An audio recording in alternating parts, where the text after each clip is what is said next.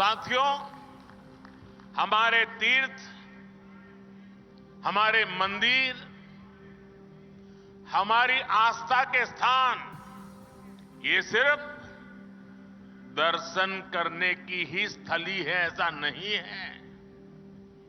ये हजारों वर्षों की हमारी सभ्यता की यात्रा की अमिट निशानियां हैं।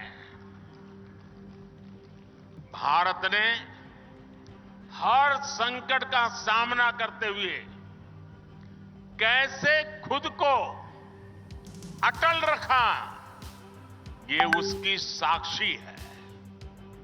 हमने देखा है कि एक समय में जो सभ्यताएं बहुत समृद्ध हुआ करती थी, आज उनके खंडहर ही बचे हैं। दुर्भाग्य से आजादी के बाद जिन्होंने लंबे समय तक देश में सरकारें चलाई, वो भी आस्था के इन पवित्र स्थानों का महत्व समझ नहीं पाए। उन्होंने राजनीतिक लाभ के लिए अपनी ही संस्कृति, अपने ही अतीत पर शर्मिंदा होने का एक ट्रेंड बना दिया था। कोई भी देश अपने अतीत को ऐसे मिटाकर, ऐसे भुलाकर, अपनी जड़ों को काटकर कभी विकसित नहीं हो सकता। मुझे संतोष है कि बीते 10 वर्षों में अब भारत में स्थितियां बदल गई है। भाजपा की डबल इंजन सरकार ने विकास और विरासत को अपनी नीति का हिस्सा बनाया है। इसका परिणाम आज हम असम के अलग अलग कोनों में भी देख रहे हैं।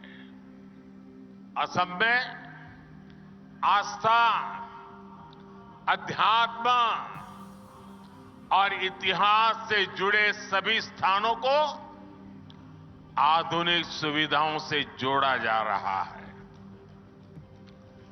विरासत को संजोने के इस अभियान के साथ ही विकास का अभियान भी उतनी ही तेजी से चल रहा है।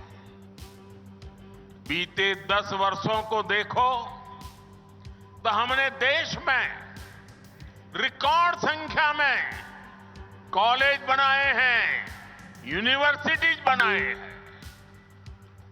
पहले बड़े संस्थान सिर्फ बड़े शहरों में ही होते थे। हमने आईआईटी, आईआईएम जैसे संस्थानों को, उसका नेटवर्क पूरे देश में फैलाया है।